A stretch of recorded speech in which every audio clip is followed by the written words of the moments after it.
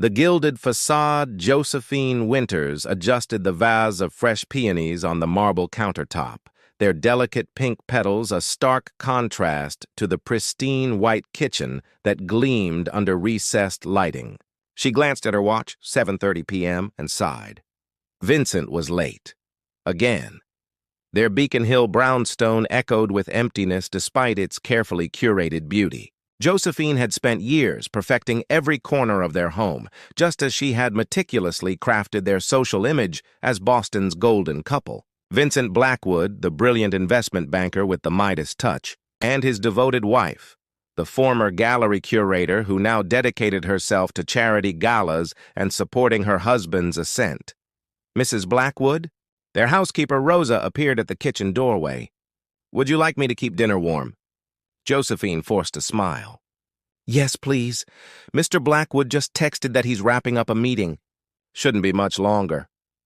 The lie slipped out effortlessly. She hadn't heard from Vincent since lunch, when he'd promised to be home early.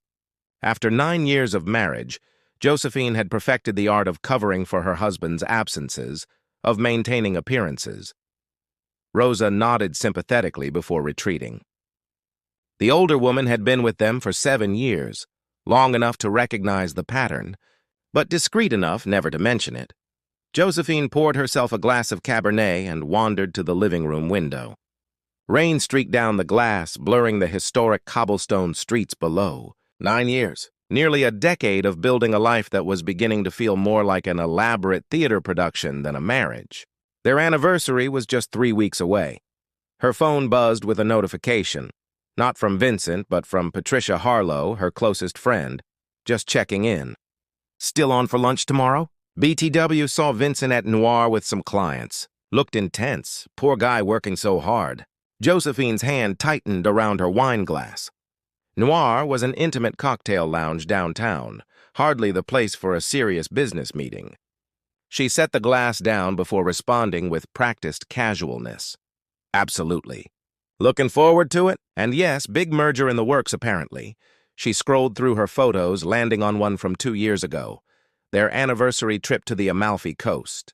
Vincent's arm was wrapped around her waist, both of them sun-kissed and smiling against the backdrop of azure waters. Had they been happy then?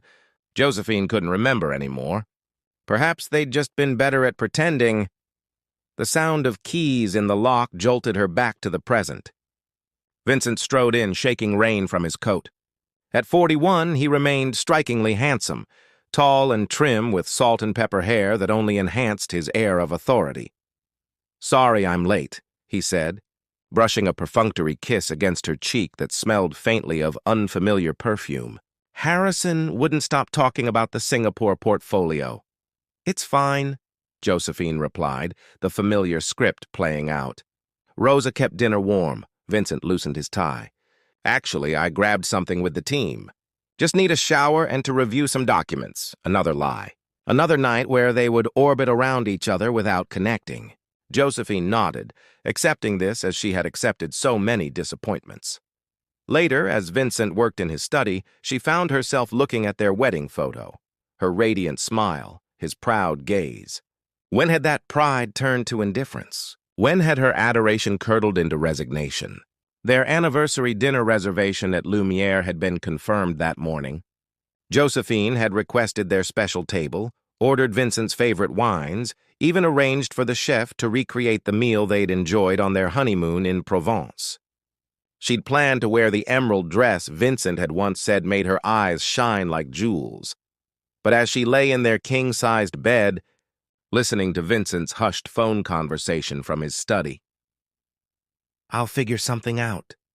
No, she won't suspect anything. Josephine felt something shift inside her.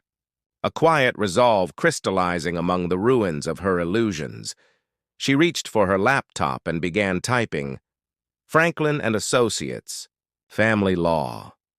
Perhaps their anniversary would mark a new beginning after all, just not the one she had spent years hoping for. Betrayal in bloom, the maitre d' at Lumiere guided Josephine to the secluded corner table overlooking the Boston Public Garden. The restaurant glowed with amber lighting, crystal stemware reflecting tiny constellations across damask tablecloths. She had chosen everything meticulously, from the seasonal floral arrangements of ivory roses and blue hydrangeas to the 2009 Bordeaux Vincent had discovered on their honeymoon. Mrs. Blackwood, "Would you like to wait for your husband before I bring the champagne?" the sommelier asked. "Please," Josephine replied, smoothing the emerald silk of her dress. The fabric caught the light as it had 9 years ago when Vincent had impulsively bought it for her in Paris. He should be arriving any moment. She checked her reflection. In her compact mirror, her chestnut hair swept into an elegant updo, her makeup flawless. Perfect armor for the evening ahead. In her handbag rested a manila envelope from Franklin and Associates. The weight of it against her thigh felt strangely comforting. The past 3 weeks had been a blur of discreet meetings with Eleanor Franklin, a divorce attorney with a reputation for handling high-profile separations with surgical precision. "Preparation is power," Eleanor had told her. "And timing is everything." Josephine sipped her water, remembering the evidence she'd accumulated, the credit card statements showing hotel charges on business trips, the text messages she'd glimpsed, the late-night calls. For months she'd suspected.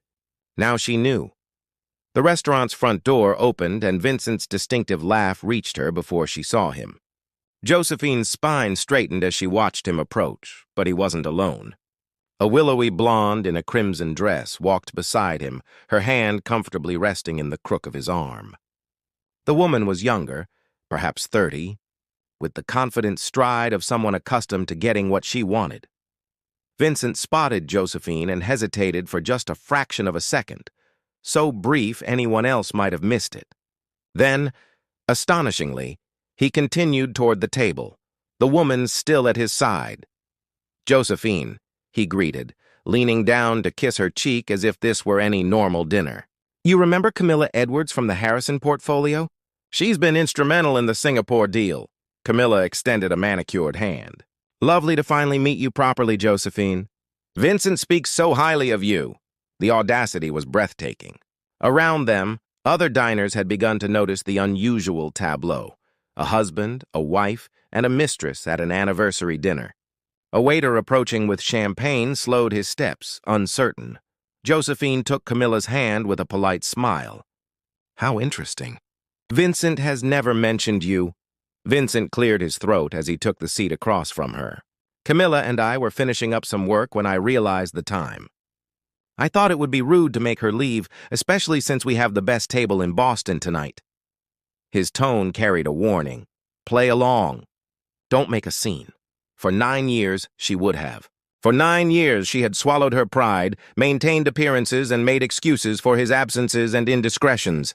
Not tonight. "The champagne, madam." The waiter had finally reached their table, a bottle of Dom Perignon in an ice bucket. "Yes, perfect timing," Josephine said.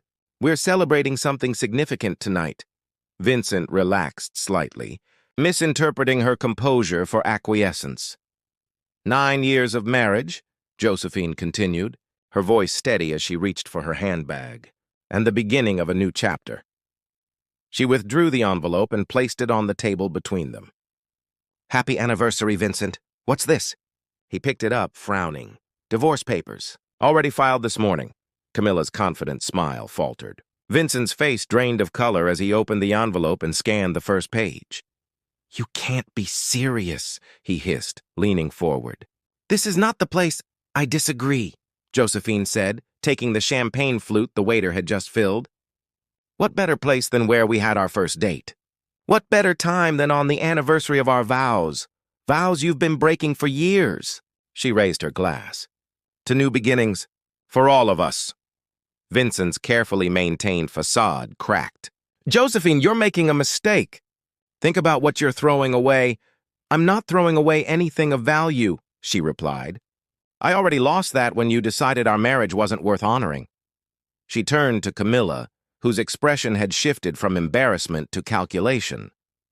"A word of advice. When he starts working late with his new assistant, don't be surprised." Vincent stood abruptly. "We're leaving, now!" He grabbed the envelope in Camilla's arm. "This is embarrassing and beneath you, Josephine." "No, Vincent. What's beneath me is accepting less than I deserve." Josephine remained seated, dignified. My attorney will contact yours tomorrow. The house is already listed with a private broker. Other diners were openly staring now.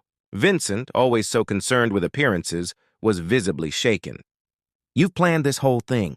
How long have you been plotting behind my back? Josephine smiled sadly. Isn't that ironic coming from you? Enjoy your evening. Dinner's already paid for. Consider it my parting gift.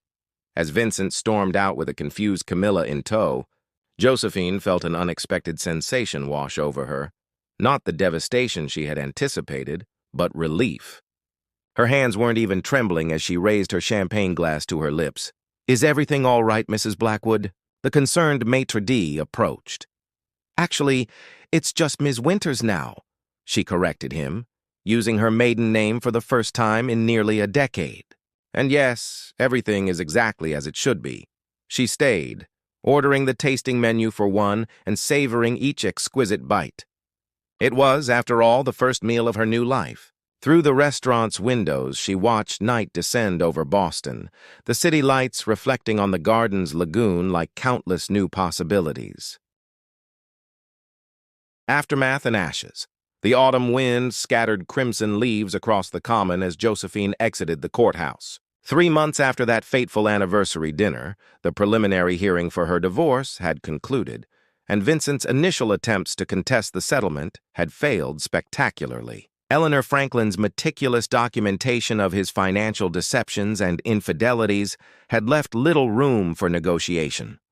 That went better than expected, Eleanor said, falling into step beside her. Judge Watkins clearly wasn't impressed by Vincent's creative accounting.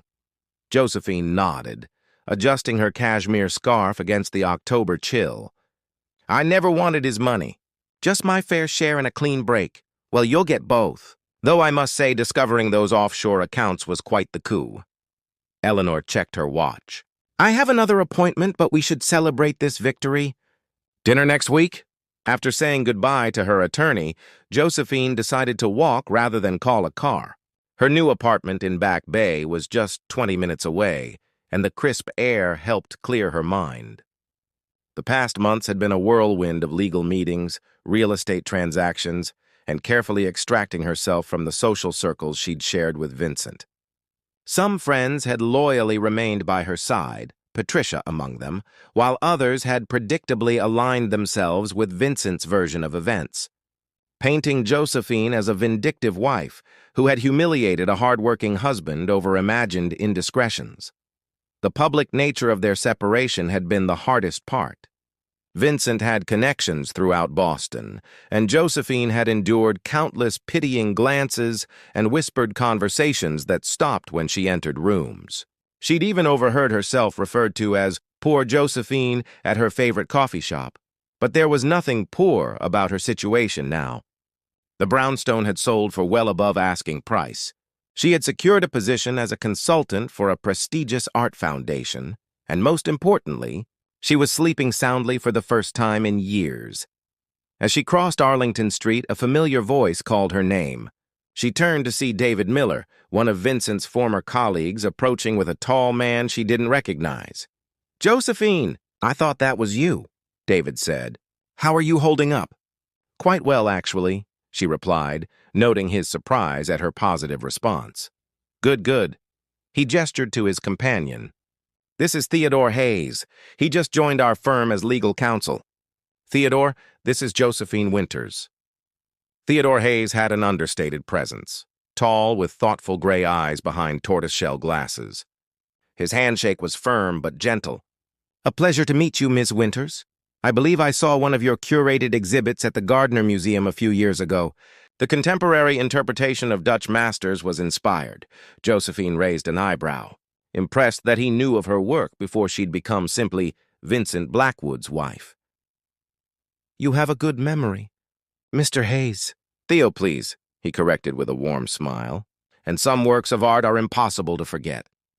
David glanced between them, then checked his watch. We should get going, Theo. We have that conference call at 4. Actually, Theodore said, I think I'll skip it. Nothing that requires my immediate attention. He turned to Josephine. Would you care to join me for coffee? There's a new exhibition at the MFA I've been meaning to see, and I suspect you'd provide much more insightful commentary than the audio guide." David's eyebrows shot up, but Theodore seemed unfazed by his colleague's reaction.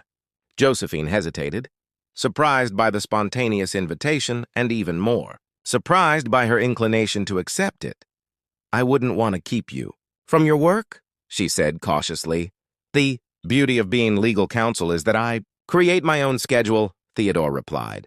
"Unless, of course, you have other commitments." Something about his straightforward manner, lacking both pity and the predatory interest she'd encountered from other men who'd heard of her impending divorce, made Josephine nod. "Coffee sounds lovely, though I should warn you I can be quite opinionated about impressionist techniques." Theodore's laugh was genuine. "I would expect nothing less." As David awkwardly excused himself, Josephine found herself walking toward the museum with a man who seemed genuinely interested in her thoughts rather than her marital status. Their afternoon stretched into evening, moving from the museum to a small bistro where they discussed everything from Italian cinema to the ethics of art repatriation. Theodore, she discovered, was widowed. His wife had died of cancer 5 years earlier and had recently relocated from Chicago to Boston for a fresh start. "It's strange," he said as they finished dinner, "how we build our lives around certain people or places, and when they're gone, we have to rediscover who we are." "Yes," Josephine agreed, realizing he was the first person who truly understood what she was experiencing. "Everyone keeps asking what I'm going to do now, as if without Vincent I have no direction. And what do you tell them?" "That I'm figuring it out. Day by day," she smiled. "Some days are harder than others." Theodore nodded. "The hardest part is remembering that it's okay not to have all the answers right away. The answers come when you start asking yourself the right questions."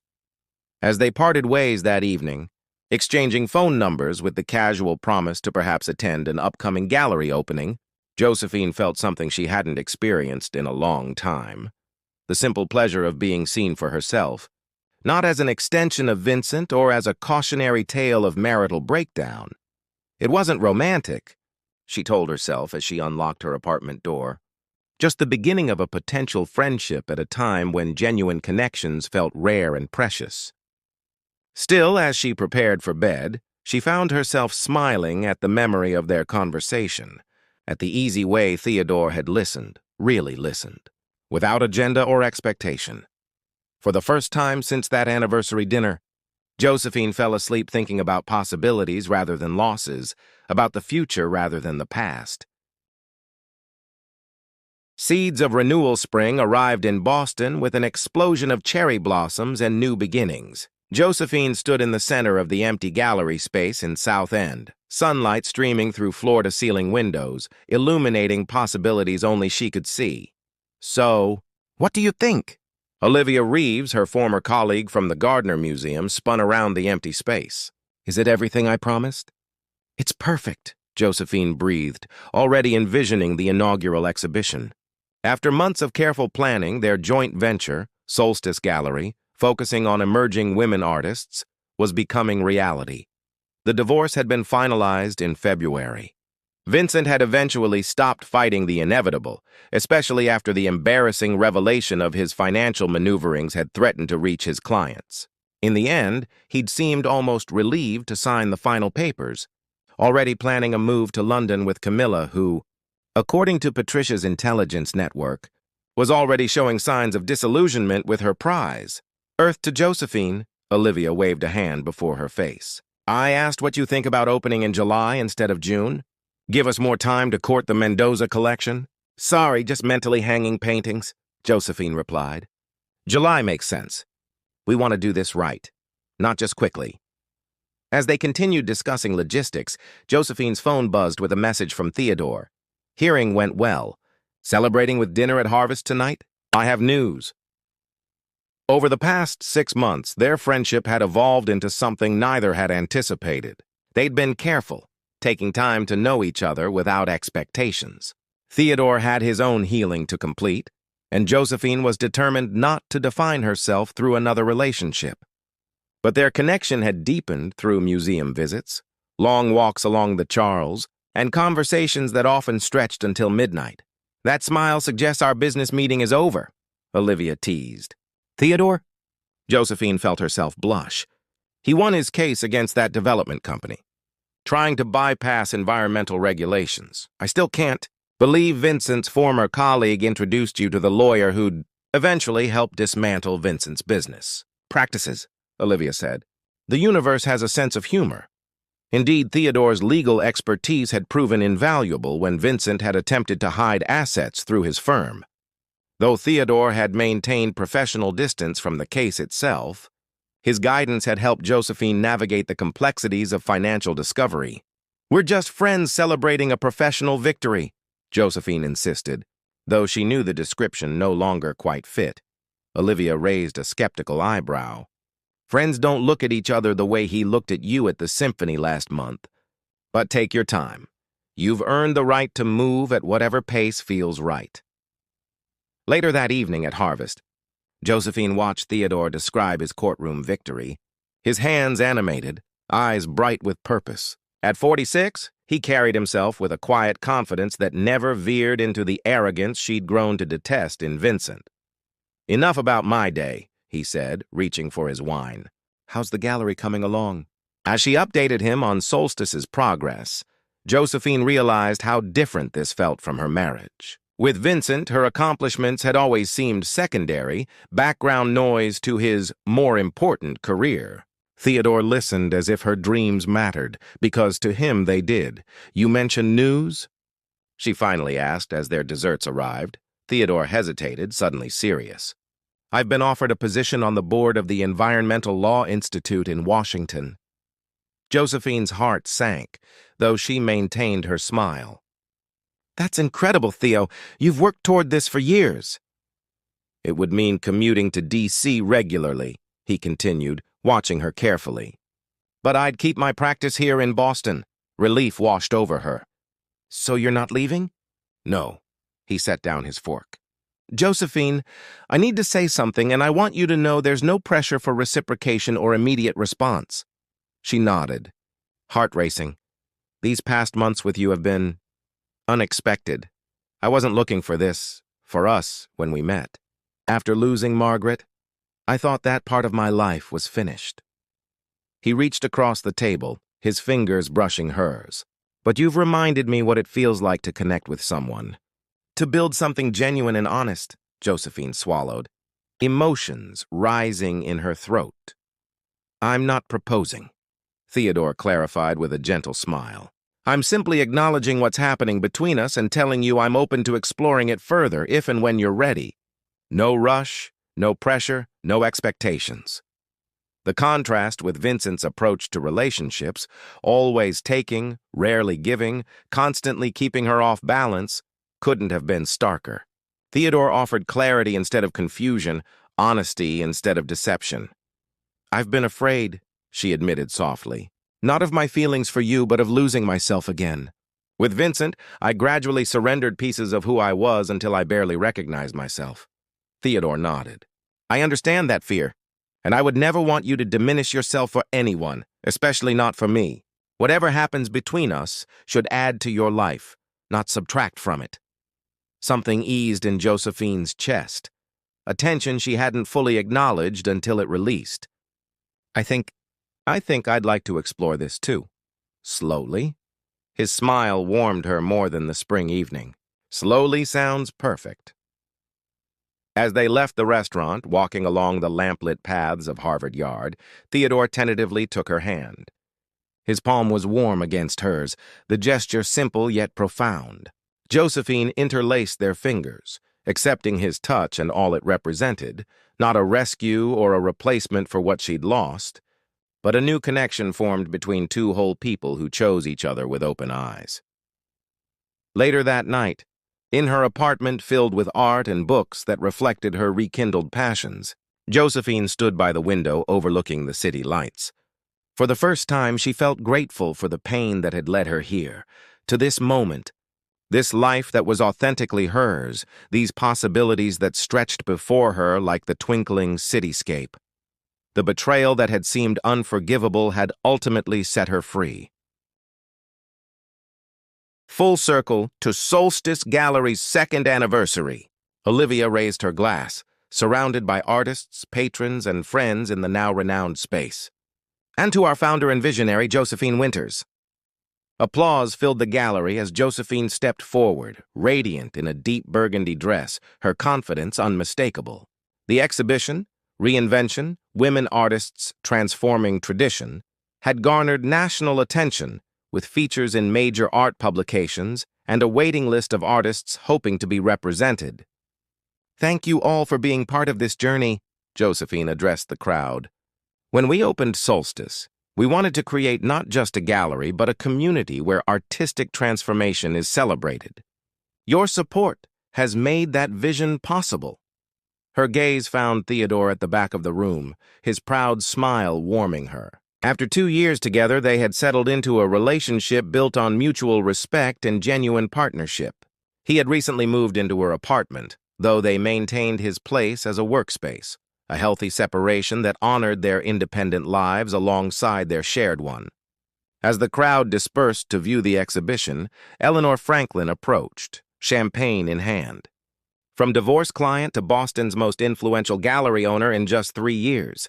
"I should put you on my website as a success story," Josephine laughed. "Please don't. I've had enough publicity to last a lifetime." "Speaking of publicity," Eleanor lowered her voice, "I heard Vincent's back in town." The London venture apparently collapsed rather spectacularly. Though Josephine had long since stopped tracking her ex-husband's life, occasional updates filtered through Boston's interconnected social circles. Vincent had married Camilla within months of the divorce, followed by increasingly desperate career moves as his reputation suffered from both the divorce revelations and his own subsequent missteps. "I wish him well," Josephine said truthfully. "The anger burned out a long time ago." "Very evolved of you," Eleanor replied with a hint of disappointment that there was no gossip to savor. "Well, I should mingle. Congratulations again, Josephine." As the evening progressed, Josephine moved through the gallery, discussing pieces with patrons and enjoying the community she'd helped build. It was during a conversation with an art critic that she felt a shift in the room's energy. Turning, she saw Vincent standing awkwardly by the entrance, older and somehow diminished despite his expensive suit. For a moment, she was transported back to that devastating anniversary night, the shock, the pain, the uncertainty that had followed. But those emotions were now just echoes, artifacts from another life. Excusing herself from the conversation, Josephine approached her ex-husband. "Vincent, this is unexpected." He seemed relieved that she'd acknowledged him. "I saw the write-up in the Times. Thought I'd stop by and see for myself." He gestured around the gallery. "It's impressive, Josephine." "You've done well." "Thank you." She maintained a polite distance, noting the new lines around his eyes, the slight slump in his shoulders. "Are you back in Boston permanently?" "Trying to rebuild," he admitted. "London didn't work out as planned." "And Camilla?" A flash of pain crossed his face. "Filed for divorce last month." "Turns out I'm not great at marriage." Josephine might once have felt vindication at his admission. Now she felt only a distant compassion for someone who seemed unable to break destructive patterns. "I'm sorry to hear that," she said sincerely. Vincent studied her face. "You're different. Happier." "I am." He nodded toward Theodore, who was watching their interaction with calm attentiveness from across the room, ready to approach if needed but respecting her independence. "He seems like a good man," Vincent said, surprising her with his perception. "Better than I was." "He is," Josephine agreed. "But that's not why I'm happy." "I was happy before him, Vincent. I found my way back to myself." An announcement called for everyone's attention as Olivia prepared to introduce the featured artist. Vincent took a step back. "I should go. I just wanted to see that you were okay." "I'm more than okay," Josephine replied. Then, offering the closure they'd never properly had, "Take care of yourself, Vincent." As he left, Theodore approached, concern in his eyes. "Everything all right?" Josephine took his hand. "Perfect, actually. Just an unexpected piece of the past showing up to remind me how far I've come."